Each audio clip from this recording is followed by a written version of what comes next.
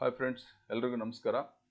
ಬನ್ನಿ, ಒಂದು ರಾಜ್ಯ ಶಿಕ್ಷಣ ಸಂಶೋಧನೆ ಮತ್ತು ತರಬೇತಿ ಇಲಾಖೆ ಒಂದು ಸುತ್ತೋಲೆಯನ್ನು ಹೊರಡಿಸಿದೆ.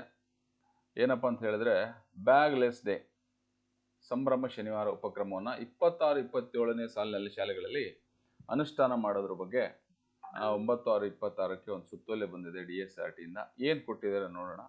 ಈ ಸುತ್ತೋಲೆಗಳಿಗೆ ಸರ್ಕಾರ ಜ್ಞಾಪನ ಸಂಖ್ಯೆ, ಶೈಕ್ಷಣಿಕ ಮಾರ್ಗದರ್ಶಿ ಇವನ್ನೆಲ್ಲ ನಿಮಗೆ ಯಾಕೆ ಕೊಟ್ಟಿರ್ತಾರೆ ಅಂತ ಅನ್ನೋದ್ರ ಬಗ್ಗೆ ನಿಮಗೆಲ್ಲ ಸ್ಪಷ್ಟವಾದ ಮಾಹಿತಿ ಇದೆ. ಮತ್ತೆ ನಾನು ಅದನ್ನು ನಿಮ್ಗೆ ಹೇಳಕ್ ಹೋಗಲ್ಲ. ಈ ಮೇಲ್ಕಂಡ ವಿಷಯಕ್ಕೆ ಸಂಬಂಧಿಸಿದಂತೆ ವಿದ್ಯಾರ್ಥಿಗಳಿಗೆ ಶಾಲಾ ಬ್ಯಾಗ್ ಹೊರೆಯನ್ನು ತಗ್ಗಿಸಲಿಕ್ಕೆ ಹಾಗೂ ಸಂತಸದಾಯಕ ಕಲಿಕೆಯನ್ನು ಉಂಟು ಮಾಡಲಿಕ್ಕೆ ರಾಜ್ಯದ ಎಲ್ಲ ಶಾಲೆಗಳ ಪ್ರತಿ ತಿಂಗಳ ಒಂದು ಶನಿವಾರದಂದು ಬ್ಯಾಗ್ ರಹಿತ ದಿನವನ್ನಾಗಿ ಆಚರಿಸುವಂತೆ ಉಲ್ಲೇಖವೊಂದರಲ್ಲಿ ಆದೇಶಿಸಲಾಗಿದೆ. ವಿದ್ಯಾರ್ಥಿಗಳನ್ನು ಬಹುಮುಖ ಚಟುವಟಿಕೆಗಳಲ್ಲಿ ತೊಡಗಿಸುವುದರ ಮೂಲಕ ನಾಗರಿಕ ಪ್ರಜ್ಞೆಯನ್ನು ಬೆಳೆಸಲು ವಿವಿಧ ಥೀಮ್ಗಳನ್ನು ಆಧರಿಸಿ ವಿದ್ಯಾರ್ಥಿಗಳಿಗಾಗಿ 10 ಸ್ವಯಂ ವಿವರಣಾತ್ಮಕ ಮಾಡ್ಯೂಲ್ಗಳನ್ನು ಹಾಗೂ ಶಿಕ್ಷಕರಿಗೆ ಮಾರ್ಗದರ್ಶಿ ಕೈಪಿಡಿಯನ್ನು ಸಿದ್ಧಪಡಿಸಲಾಗಿದೆ. ಸದರಿ ಮಾಡ್ಯೂಲ್ಗಳು ಅರಿವು, ಅನುಭವ ಮತ್ತು ಅವಲೋಕನ ಎಂಬ 3 ಹಂತಗಳನ್ನು ಒಳಗೊಂಡಿದ್ದು ವಿದ್ಯಾರ್ಥಿಗಳಿಗೆ ಸ್ವತಃ ಕೈಗೊಳ್ಳಬಹುದಾದ ಚಟುವಟಿಕೆಗಳಾಗಿದ್ದಾವೆ. ಇದನ್ನು ಗಮನಿಸ್ಕೋಬೇಕು ಶಿಕ್ಷಕರು. ಸಂಭ್ರಮ ಶನಿವಾರ ಉಪಕ್ರಮವನ್ನು ಶಾಲೆಗಳಲ್ಲಿ ಅನುಷ್ಠಾನಿಸಲು ಅನುಕೂಲವಾಗುವಂತೆ ಸಿದ್ಧಪಡಿಸಿರುವ ವಿದ್ಯಾರ್ಥಿ ಚಟುವಟಿಕೆ ಪುಸ್ತಕ ಹಾಗೂ ಶಿಕ್ಷಕರ ಕೈಪಿಡಿಯನ್ನು ಉಲ್ಲೇಖ 2ರಂತೆ DSRT ವೆಬ್ಸೈಟ್ dsrt.karnataka.government.in ನಲ್ಲಿ ಆಲ್ರೆಡಿ ಅಪ್ಲೋಡ್ ಮಾಡಲಾಗಿದೆ. ಅವುಗಳನ್ನು ಬಳಸಿಕೊಂಡು ಉಲ್ಲೇಖ 3ರಂತೆ 3/7/23ರ ಜ್ಞಾಪನದನ್ವಯ 22-23ನೇ ಸಾಲಿನಿಂದ ನಿರಂತರವಾಗಿ ಪ್ರತಿ ತಿಂಗಳ 3ನೇ ಶನಿವಾರ ಶಾಲೆಗಳಲ್ಲಿ ಈ ಉಪಕ್ರಮವನ್ನು ಅನುಷ್ಠಾನಗೊಳಿಸಲಿಕ್ಕೆ ತಿಳಿಸಲಾಗಿದೆ.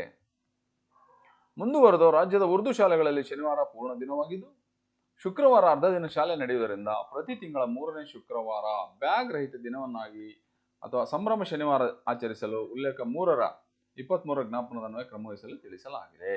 ಸೊ 3ನೇ ಶುಕ್ರವಾರ 3ನೇ ಶನಿವಾರ ಸಂಭ್ರಮ ಶನಿವಾರ ಮಾಡಬೇಕು ಅಂತ. ಈ ಸರಿ ಜೂನ್ ತಿಂಗಳಲ್ಲಿ ಏನು ಮಾಡಿದಾರಪ್ಪ ಮಾಡ್ಯೂಲ್ಗಳು ಅಂದರೆ, ವಿಶೇಷ ಚೇತನವುಳ್ಳ ವ್ಯಕ್ತಿಗಳೊಂದಿಗೆ ಸಂವಹನ ಮಾಡಬೇಕು.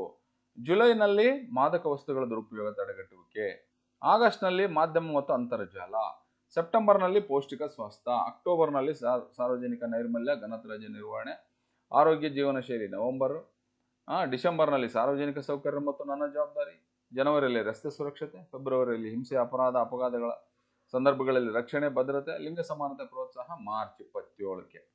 ಸೊ ಇದನ್ನ ನಾನು ಯಾಕೆ ಫಾಸ್ಟ್ ಓದಿದೆ ಅಂದರೆ, ಈಗ ಜೂನ್ ಜುಲೈ ಈಗ ನಮಗೆ ಮುಂದಿರೋದ್ರಿಂದ ನಾನು ಅದನ್ನು ಹೇಳಿದೆ ನಿಮಗೆ. ಓಕೆನಾ.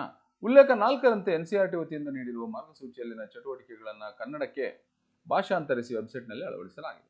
ಸದರಿ ಚಟುವಟಿಕೆಗಳನ್ನು ಸಂಭ್ರಮ ಶನಿವಾರ ಆಚರಿಸುವ ದಿನಗಳಂದು ಅಗತ್ಯಾನುಸಾರ ಬಳಸಿಕೊಳ್ಳಲು ತಿಳಿಸಿದೆ. ಸಂಭ್ರಮ ಶನಿವಾರ ದಿನದಂದು ಸದರಿ ಕಲಿಕಾ ಸಾಮಗ್ರಿಗಳನ್ನು ಉಪಯೋಗಿಸುವಂತೆ ಪ್ರಾಥಮಿಕ ಹಾಗೂ ಪ್ರೌಢಶಾಲೆಗಳ ಎಲ್ಲ ಶಿಕ್ಷಕರಿಗೆ ಮಾಹಿತಿ ಒದಗಿಸುವುದು. ಈ ಕುರಿತು ಜಿಲ್ಲೆ, ಬ್ಲಾಕ್, ಕ್ಲಸ್ಟರ್ ಮತ್ತು ಶಿಕ್ಷಕ ಸಭೆಗಳಲ್ಲಿ ಕ್ಷೇತ್ರ ಮಟ್ಟದ ಎಲ್ಲ ಅಧಿಕಾರಿಗಳು ಅಗತ್ಯ ಮಾರ್ಗದರ್ಶನ ನೀಡುವುದು ಹಾಗೂ ಈ ದಿನದಂದು ಕಡ್ಡಾಯವಾಗಿ ಶಾಲೆಗೆ ಭೇಟಿ ನೀಡಿ ಅನುಪಾಲನೆ ಮಾಡುವ ಮೂಲಕ ಉಪಕ್ರಮವನ್ನು ಯಶಸ್ವಿಯಾಗಿ ಅನುಷ್ಠಾನಗೊಳಿಸುವಲ್ಲಿ ಮೇಲುಸ್ತುವಾರಿ ಅಧಿಕಾರಿಗಳ ಪಾತ್ರ ಮಹತ್ವದ್ದಾಗಿದೆ. ಈ ಸಂಬಂಧ ಡಯಟ್ ಹಂತದಲ್ಲಿ ಒಬ್ಬ ನೋಡಲ್ ಅಧಿಕಾರಿಯನ್ನು ನಿಯೋಜಿಸಿ ಸಂಭ್ರಮ ಶನಿವಾರದ ಆಚರಣೆ ಕುರಿತು ಒಂದು ಪುಟದ ಚಿತ್ರಸಹಿತ ಕ್ರೋಢೀಕೃತ ವರದಿಯನ್ನು ಕಾರ್ಯಕ್ರಮ ನಡೆದ 2 ದಿನಗಳೊಳಗಾಗಿ DSRT EVG ಶಾಖೆಯ ಇಮೇಲ್ ID kr@dsrt.gmail ಸಲ್ಲಿಸುವುದು, ಡಯಟ್ ವೆಬ್ಸೈಟ್ನಲ್ಲಿ ಪ್ರಕಟಿಸುವುದು ಹಾಗೂ ಎಲ್ಲ ಡಯಟ್ಗಳಲ್ಲಿ ಕಿರು ಅಧ್ಯಯನ ಕೈಗೊಂಡು ಫಲಶ್ರುತಿ ವರದಿಯನ್ನು ಹಂಚಿಕೊಳ್ಳುವುದು ಅಂತ ಹೇಳಿ ಮಾನ್ಯ ನಿರ್ದೇಶಕರು ಸಹಿ ಮಾಡಿ ಕಳಿಸಿದ್ದಾರೆ. ಇದು ರೈಟ್.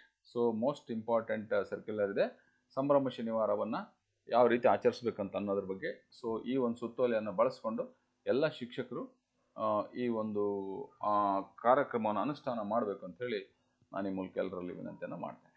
ರೈಟ್.